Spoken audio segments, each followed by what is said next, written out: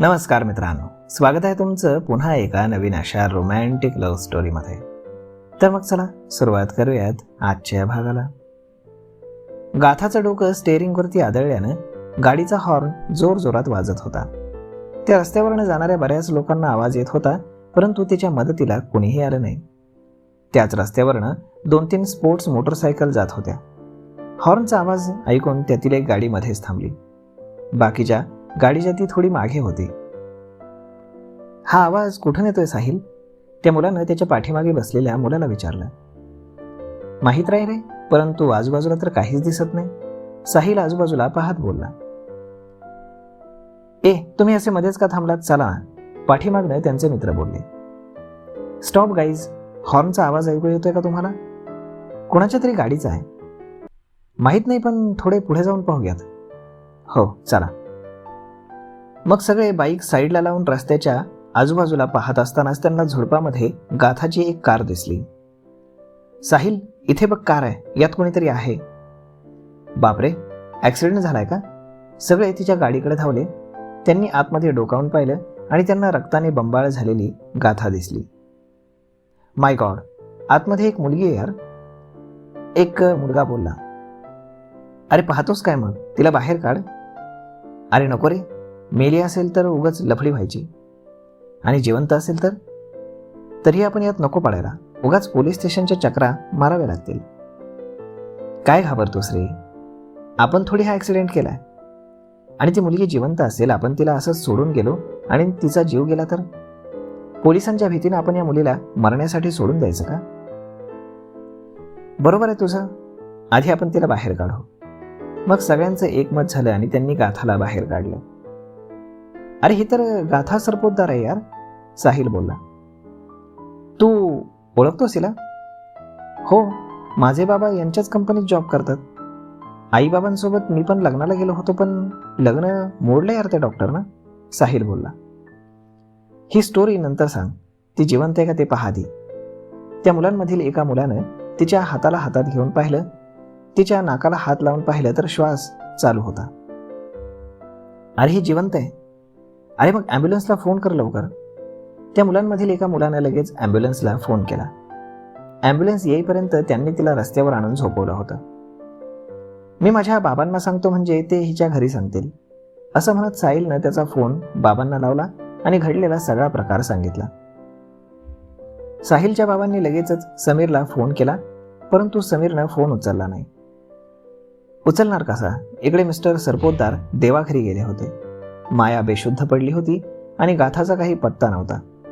चारही बाजूंनी दुःखाचा डोंगर त्याच्यावरती कोसळला होता, पण तरीही त्यानं हिंमत दाखवली. मायाला ॲडमिट करून यशोदा मावशींना तिची काळजी घ्यायला सांगून त्यानं हॉस्पिटलची सगळी प्रोसिजर पूर्ण करून बाबांची बॉडी ताब्यात घेतली. यामध्ये बराचसा वेळ गेला आणि मग रात्रीचे 10 वाजले. माया शुद्धीवर आली. तिचे बाबा त्यांना सोडून गेले या गोष्टीवर तिचा अजूनही विश्वास बसत नव्हता. यशोदा मावशींनी समीरनं तिला धीर दिला, सावरलं आणि ती जोरजोरात रडू लागली. समीर, गाथा कुठे आहे? मायाच्या लक्षात आलं. ती अजून इथे आली नाही. समीर घाबरून बोलला, कारण या सगळ्या गोष्टीमध्ये तो गाथाला विसरला होता. गाथाला पण काही झालं नसेल ना? माया शॉक होऊन बोलली. असं बोलू नकोस माया, यशोदा मावशी रडत बोलल्या. मग कुठे ती मावशी? समीर, तिला शोधायला हवं. माया आता पुन्हा रडू लागली. मी पोलिसात कळवतो. समीरने लगेचच त्याचा फोन काढला आणि त्यावर त्याला मिस्टर मानेंचे बरेच मिस कॉल्स दिसले. त्यानं ते इग्नोर केले आणि पोलिसांना कळवलं. पोलीस तातडीनं गाथाच्या शोधात निघाले. समीर, मला गाथा हवी आहे, तू तिला घेऊन ये समीर. माया रडत समीरला विलगली. मी पोलिसांना कळवलंय, ते तिचा शोध घेत आहेत. समीर तिला समजावत होता, परंतु आता त्यालाही फार भीती वाटत होती, कारण गाथा देखील दुपारपासून बेपत्ता होती. त्याच्या फोनवरती पुन्हा मिस्टर मानेंचा फोन आला आणि यावेळी समीरनं तो उचलला. Hello hello Sameer sir. Mister Mane, मी तुम्हाला नंतर फोन करतो. समीर फोन ठेवण्याच्याच तयारीत होता. सर, गाथा मॅडमचा ॲक्सिडेंट झालाय, त्या हॉस्पिटलमध्ये आहेत. व्हॉट? समीरच्या पायाखालची जमीनच सरकली. येस सर, त्या गव्हर्नमेंट हॉस्पिटलमध्ये आहेत आणि मी तिथेच आहे. तुम्हाला खूप वेळ झाला फोन करतोय सर, मिस्टर माने बोलले. ती ठीक तर आहे ना? समीर घाबरून बोलला. माहीत नाही सर, आतमध्ये कोणालाही जाऊ देत नाहीत. तुम्ही लवकर या सर. मी आलोच. समीरनं फोन ठेवून दिला आणि मायाकडे पाहिले. गाथा, माया रडत बोलली. ती ठीक आहे, मी तिला घेऊन येतो, असं म्हणून समीर तिथून निघाला. त्यानं गाथाबद्दल पोलिसांना कळवलं. गव्हर्नमेंट हॉस्पिटलमध्ये जाऊन त्यानं तिला पाहिलं तर ती बेडवरती बेशुद्ध अवस्थेत पडून होती. गाथा बाळा, समीर काळजीने डोळ्यात पाणी आणून तिच्याकडे पाहत बोलला. Relax mister Sameer, she is all right. डोक्याला मार लागल्यानं त्या बेशुद्ध झाल्यात. ब्लड खूप गेले, वीकनेस आहे. आम्ही त्यांना इंजेक्शन दिलंय, डॉक्टर बोलले. ती ठीक तर आहे ना? ती शुद्धीवर कधी येईल? ते तर सगळ्या टेस्ट झाल्यावरच कळेल. पण मला एक भीती आहे, डॉक्टर बोलले. कसली? कोमा. मला वाटतं त्या कोमात गेल्यात. हे ऐकून तर समीर सुन्नच पडला.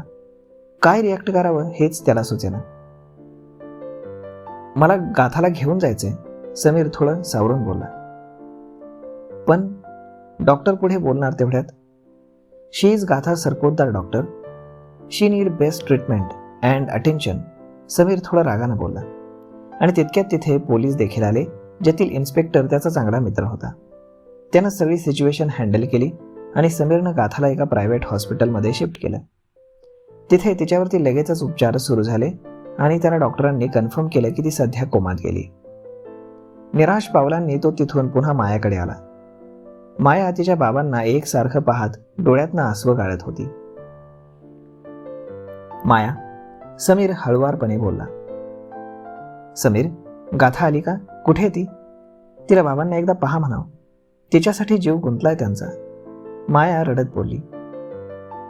गाथा हॉस्पिटलमध्ये. समीर डोळ्यात पाणी आणून बोलला. काय? ती ठीक आहे ना? तिचा ॲक्सिडेंट झाला आणि त्यात ती कोमात गेली. हे ऐकून तर मायानं तोंडावरच हात ठेवला. मिस्टर सरपोतदार यांना जाऊन बराच वेळ झाला होता. अजून वेळ करणं ठीक नव्हतं. गाथा कधी शुद्धीवर येईल हे निश्चित नव्हतं आणि म्हणून समीरनं मनावर दगड ठेवून त्यांना निरोप द्यायचं ठरवलं. माया, आपल्याला बाबांचे अंत्यसंस्कार पार पाडावे लागतील. नाही समीर, गाथा नसताना नाही, माया रडत बोलली. आपल्याकडे पर्याय नाही माया, बाबांना त्रास होतोय, त्यांना जाऊ दे, समीर रडत बोलला.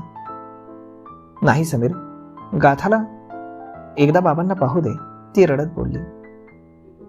गाथा कोमात आहे माया, बाबांना मुक्ती आता तुलाच द्यावी लागेल, समीर तिला समजावत बोलला.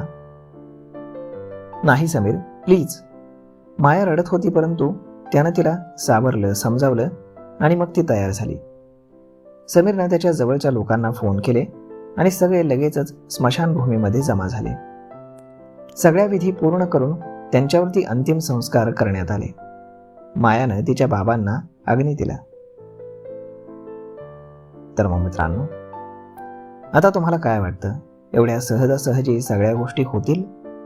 मला तरी वाटत नाही. पाहूयात पुढच्या भागामध्ये काय होतं ते.